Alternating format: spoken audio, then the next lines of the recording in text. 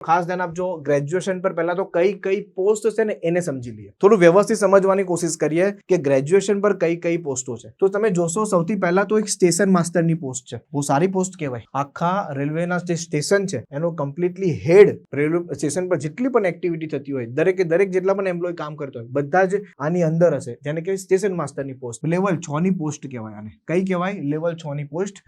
Total 615 vacancy છે. ગુજરાતમાં કેટલી વેકેન્સી હશે એ જ્યારે નોટિફિકેશન આવશે ત્યારે તમને એક્ઝેક્ટ આઈડિયા આવશે. જ્યારે ફોર્મ ભરવાની શરૂઆત થશે ત્યારે કમ્પ્લીટ નોટિફિકેશન આવશે કે વેસ્ટર્ન ઝોનમાં કેટલી વેકેન્સી છે. ઓકે, ચાલો.